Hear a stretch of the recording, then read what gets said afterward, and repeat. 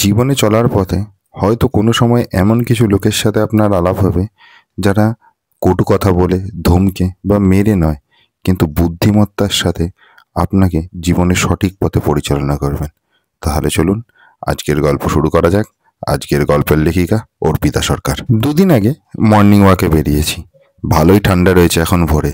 Morning walk করতে নয়, ভোরের সদ্য আর মোড়া ভাঙা রাস্তাটা টানছিল বড্ড, তাই বেরোলাম।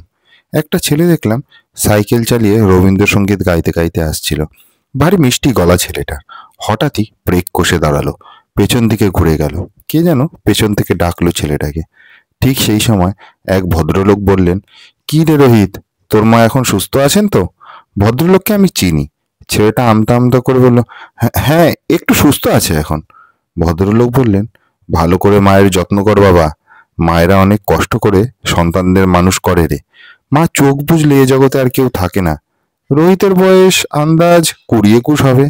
মুখে উঠতি যৌবনের রেখা সুস্পষ্ট। ভদ্রলোক বললেন, তোর মা যখন ডিভোর্সের পর তোকে নিয়ে এ পাড়ায় এসেছিল তখন 5 রকম কথা শুনতে হয়েছিল। তোর মা দাঁতে দাঁত চেপে তোকে মানুষ করার দিকে মন দিয়েছিল। আজ তুই কলেজে পড়ছিস, কাল হয়তো চাকরিও পাবি, তোর মায়ের সব স্বপ্ন পূরণ করবি। এটুকু না দেখে তোর মা যাবেনই না কোথাও। তোকে নিয়ে তো তোর মায়ের জীবনের ওঠা পড়া।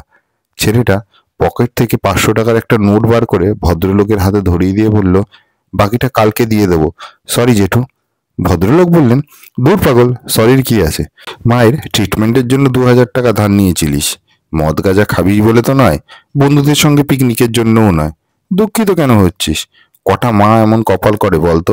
ছেলের ধার করে নিয়ে গিয়ে মায়ের ট্রিটমেন্ট করাচ্ছে। সত্যি তোর মা যে সকলের কাছে বলে বেড়ায় আমার ছেলের থেকে বেশি ভালো আমায় কেউ বাঁচতেই পারবে না, এ কথাটা একেবারেই ঠিক। ভালো করে মায়ের যত্ন করিস রোহিত। আমি বিষয়টা বোঝার আগে রোহিত সাইকেল নিয়ে প্রাণপণে ঝরে পালালো। ও চলে যেতেই কাকু হাসছিল। একটু এগিয়ে গিয়ে ভদ্রলোককে বললাম, কি হয়েছে কাকু?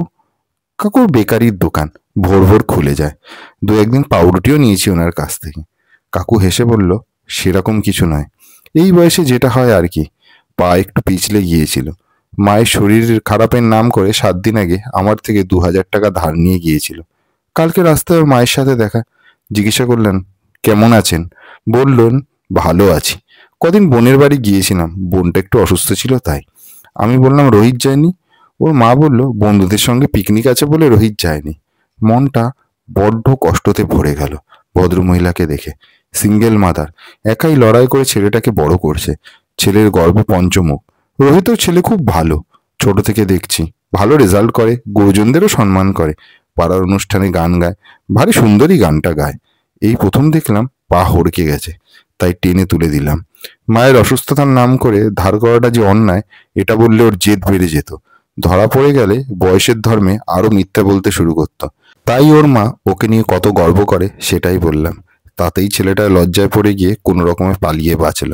আসলে কি জানো, আমাদের মনের সূক্ষ্ম অনুভূতিগুলো মাঝে মাঝে শীত ঘুমে চলে যায়। তাকে একটু জাগিয়ে দিলেই আবার সে নিজের পথ ধরে। রোহিত আমার টাকা 2 দিন পরে ফেরত দিই, সে নিয়ে আমার কোনো রাগ নেই। দুঃখ হলো ছেলে অন্ত প্রাণ মাকে অসুস্থ বানিয়ে টাকা ধার নেওয়াটাতে। আমার এখন একটাই কাজ, ওকে দিয়ে স্বীকার করানো যে জেঠু আমার ভুল হয়েছিল। আমার মা অসুস্থ ছিল না, আমি পিকনিকে গিয়ে আরো একটু বেশি মজা করব বলে টাকাটা ধার নিয়েছিলাম। আমি অবাক চোখে ভদ্রলোককে দেখছিলাম। মধ্যবয়স থেকে প্রৌঢ়ত্বের দিকে এগিয়ে চলা মানুষটার ভাবনার গভীরতায় আমিও তখন হাবুডুবু খাচ্ছি। বললেন, ভুল তো ওরাই করবে, এই তো ভুল করার বয়স। আমরা যদি শুধরে না দিই তবে দেবে কে? এই ব্যতিক্রমী মানুষগুলোকে বাঁচিয়ে রাখুক ঈশ্বর, তার প্রতিনিধিত্ব করার জন্য। গল্প হোক জীবনকে কাছ থেকে দেখার। গল্পটা কেমন লাগলো অবশ্যই কমেন্ট করে জানাবেন। ভালো লাগলে একটা লাইক করে চ্যানেলটা অবশ্যই সাবস্ক্রাইব করে দেবেন। আর হ্যাঁ, ফেসবুকে যদি শুনে থাকেন তাহলে পেজটা ফলো করে দেবেন।